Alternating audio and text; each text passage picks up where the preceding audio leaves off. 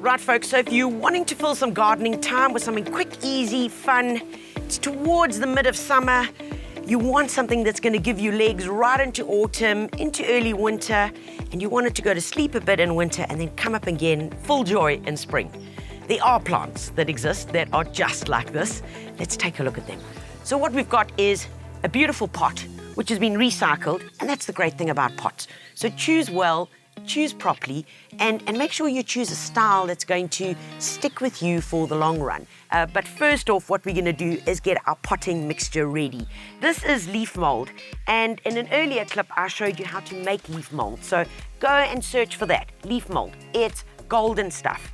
I'm going to be using leaf mold as part of my mixture with my normal potting soil. Okay, so I'm using 50% leaf mold, so that could be 1 bucket or 2 buckets, and then 50% potting soil. Please remember that whenever you are going to be starting a pot, don't use leftover potting soil. Go for the new stuff.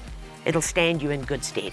So I've got potting soil. I've got some Bio Ocean here, which is fabulous stuff. It's got seaweed in it. It's got chicken litter. This is an organic fertilizer that I'm going to add a handful into my mixture. And then I'm using some beautiful palm peat. This is coconut husk that's been milled finely and then squashed into this block. We pop this block into some water and then it grows into this. And what palm peat does is it holds moisture. It adds organic content to our mixture, plus it holds moisture, which is one of the biggest things when we are doing container gardening. All right, folks, potting mixture is good to go. I've got my pot. Remember, if you're recycling pots, give them a good clean, and I mean a good scrub. What's going in here is some drainage pebbles. Remember, it's just a large, rough, very inexpensive gravel that you want to use. Don't use your fancy pebbles that you would use for mulching or decorative uses in your garden. Pop those into the bottom of the pot, right? We do that purely so that the little hole, the drainage hole, doesn't get blocked with compacted potting soil.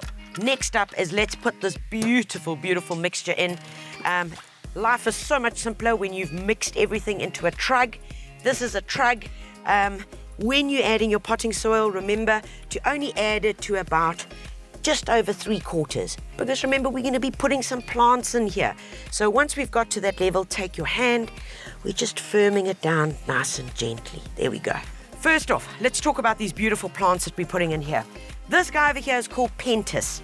Pentas is an amazing plant to attract butterflies. Wherever you have a pentas in your garden, I guarantee you the butterflies will heat seek this baby out and come and join it and spend time in your garden. And look at all these little flowers that make up one cluster. It's got a kind of hairiness on its leaves. When you feel that hairiness on any leaf, it's going to tell you it's tough. This little guy over here is called an alternanthera. Now, brilliant plant, guys, and it is a fantastic ground cover. This plant is tough. You can prune it way down low, grows very quickly. Mild frost it can take, as with this mild frost, as with this. That's why in a pot it works brilliantly well. Scaviola, man, fabulous plant. Scaviola, look at this. Look at these beautiful fans that come out here.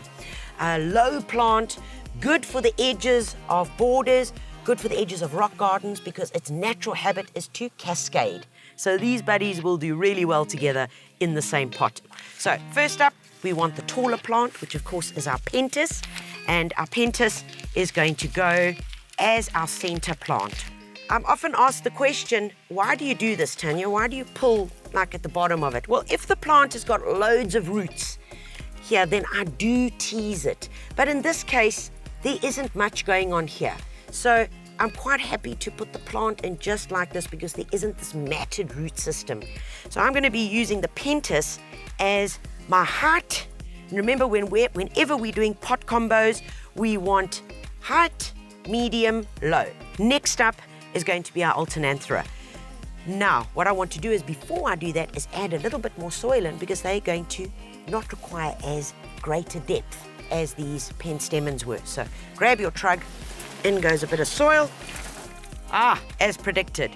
You see that? I said I'm sure that the Alternanthera will have a whole lot of roots because it's a really vigorous grower. So all that we do is we put our fingers in there and we just tease these roots open a little bit just to help it on its way and get these roots going into the soil.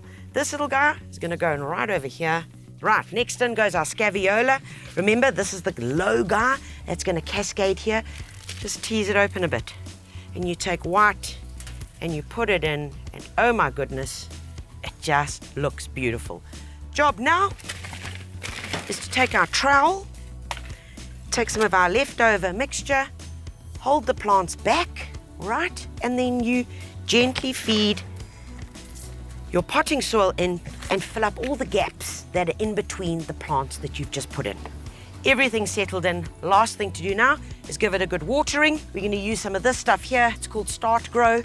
Give it a good shake. And this product, what it does is it helps with plants to alleviate transplant stress. It's got lots of plant nutrition elements in it. Also helps to encourage good root growth and rapid root growth, because the quicker you get good root growth, well, the quicker the plant is going to react on top. So 5 mils, which is a capful, into 5 litres of water. They make it nice and simple. Give it a stir and give it a good water. You can use this on seedlings, you can use it on seeds as soon as you've sown them, when you've transplanted something. Man, it's just a good all-rounder. Guys, a month down the line, and look what's happening. This Black Knight, the Alternanthera, is filled out beautifully. Remember I said, it grows really quickly, and so it does.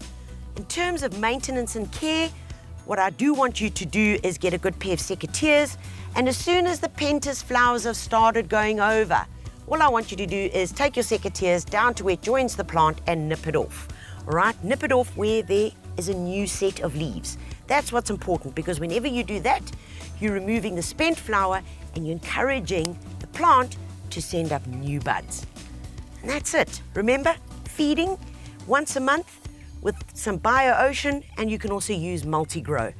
If you enjoyed this clip and you've learned something about potting and how to create a tropical delight, then like it and share it. Also remember to go to our YouTube channel where you can find more gardening tips to turn you into a green-fingered guru.